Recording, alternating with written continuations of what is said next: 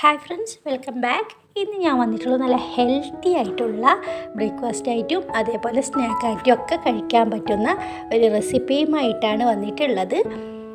അപ്പോൾ എങ്ങനെയാണ് കണ്ടു നോക്കാം. അതിന് വേണ്ടിയിട്ട് അധികം ചേരുവകളൊന്നും ആവശ്യമില്ലാതെ വീട്ടിലുള്ള 3 ഇൻഗ്രീഡിയൻസ് മാത്രം മതി ഇതുണ്ടാക്കാനായിട്ട്. അപ്പോൾ എങ്ങനെയാണെന്ന് നോക്കാം. അതിന് വേണ്ടിയിട്ട് ഞാനിപ്പോൾ ഒരു ബൗൾ എടുത്തിട്ടുണ്ട്. അതിലോട്ട് 1/2 കപ്പ് ഓട്സ് എടുത്തിട്ടുണ്ട്. ഓട്സ് എല്ലാവരും വീട്ടിലും കാണുമല്ലോ. അങ്ങനെ 1/2 കപ്പാണ് ഞാനിപ്പോൾ ഇവിടെ എടുത്തിട്ടുള്ളത്. അത് കുറച്ച് വെള്ളം കൂട്ടിയിട്ട് നമുക്ക് കുതിരാൻ വെക്കണം. ഒരു 1 മിനിറ്റ് മാത്രം അങ്ങനെ വെച്ച് കൊടുത്താൽ മതി. വെള്ളത്തിൻ്റെ അളവ് ഞാൻ പറയുന്നില്ല, ഓരോ ഓട്സിനും ഓരോ വെള്ളമായിരിക്കും വേണ്ടത്. അത് കുതിരാൻ ആവശ്യമുള്ള വെള്ളം മാത്രം ഒഴിച്ചിട്ട് നമുക്കിങ്ങനെ ഒന്ന് കലക്കി വെച്ച് കൊടുക്കാം. 1 മിനിറ്റ് മാത്രം അങ്ങനെ വെച്ച് കൊടുത്താൽ മാത്രം മതി. പെട്ടെന്ന് തന്നെ ഈ ഓട്സ് വെള്ളമൊക്കെ കുടിച്ചു കൊള്ളും. എന്നിട്ട് മിക്സിയുടെ 2ാമത്തെ ജാർ എടുത്തിട്ടുണ്ട്. അതിലോട്ട് ഒരു കോഴിമുട്ട ഒഴിച്ച് കൊടുക്കാം. അപ്പോൾ ഞാൻ 1/2 കപ്പിന് ഒരു കോഴിമുട്ടയെ എടുക്കുന്നുള്ളൂ. ആ മുട്ട പൊട്ടിച്ചൊഴിച്ചതിന് ശേഷം വലിയ നേന്ത്രപ്പഴമില്ല, അതാണ് ഞാനിപ്പോൾ ഇവിടെ എടുത്തിട്ടുള്ളത്.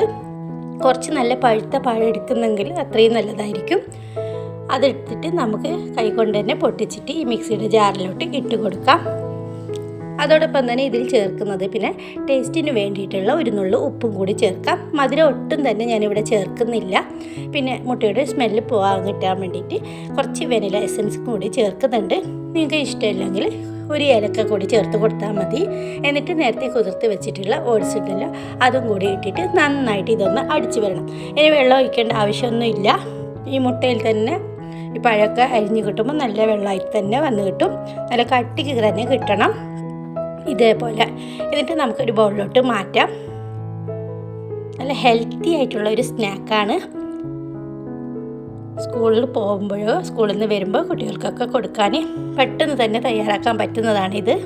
എന്നിട്ട് പാനൊന്ന് ചൂടാക്കാൻ വെക്കാം. ചൂടായതിന് ശേഷം നന്നായി ചൂടായതിനു ശേഷം ഒരു തുള്ളി വെള്ളം നമുക്ക് ഇങ്ങനെ ഒന്ന് കുഴഞ്ഞു കൊടുക്കാം.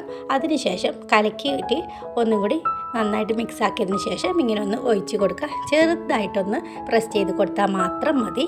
ഈ സമയം തീയൊന്ന് വളരെ കുറച്ച് വെക്കണം. എന്നിട്ട് നമുക്ക് മൂടി വെക്കാം.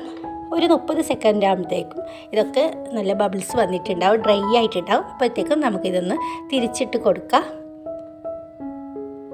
ഈ സമയം തീ ഏതായാലും കുറച്ച് കൊടുക്കണം, ഇല്ലെങ്കിൽ കരിഞ്ഞു പോകും അടിവശം.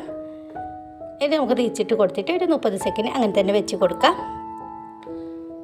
അപ്പോൾ ഇത് റെഡി ആയിട്ടുണ്ട്. ഇതേപോലെ കിട്ടണം. അങ്ങനെ വളരെ എളുപ്പത്തിലാണ് ഇവിടെ റെഡി ആയിട്ടുള്ളത്. ഇനി വീണ്ടും ബാക്കിയുള്ളതും കൂടി ഇങ്ങനെ തന്നെ ചെയ്തെടുക്കാം. ഇപ്പം ഞാനൊരു ഹാർട്ട് ഷേപ്പ് ഉണ്ടാക്കാൻ നോക്കുകയാണ്, പക്ഷേ എനിക്കത് ശരിയായില്ല. അപ്പോൾ ഞാൻ വീണ്ടും റൗണ്ടിലോട്ട് തന്നെ ഇങ്ങനെ ഒട്ടിച്ച് കൊടുക്കുകയാണ്. കുട്ടികൾക്കൊക്കെ ഷേപ്പ് മാറുമ്പോൾ ഒന്നും കൂടി കഴിക്കാൻ നല്ലൊരു ഉത്സാഹം കാണുമല്ലോ, അതിന് വേണ്ടിയിട്ട് അങ്ങനെ ചെയ്ത് നോക്കിയത്. പക്ഷേ എനിക്കതൊന്നും ശരിയായില്ല. നിങ്ങൾക്ക് അറിയുമെങ്കിൽ അങ്ങനെ ഒന്നും ചെയ്ത് നോക്കണം കേട്ടോ. അങ്ങനെ വീണ്ടും ഇതേപോലെ തന്നെ എല്ലാ ബാറ്റർ തീരുന്നത് വരെ ഇങ്ങനെ തന്നെ ഉണ്ടാക്കി നോക്കാം. നിങ്ങൾക്ക് എൻ്റെ ചാനൽ ആദ്യമായിട്ടാണ് കാണുന്നതെങ്കിൽ ഒന്ന് സബ്സ്ക്രൈബ് ചെയ്യാനും അതേപോലെ തന്നെ ഈ വീഡിയോ ഇഷ്ടപ്പെട്ടാലും ഒന്ന് ലൈക്ക് ചെയ്യാനും മറക്കരുത്. അങ്ങനെ വളരെ എളുപ്പത്തിലാണ് ഇത് റെഡിയാക്കി എടുത്തിട്ടുള്ളത്.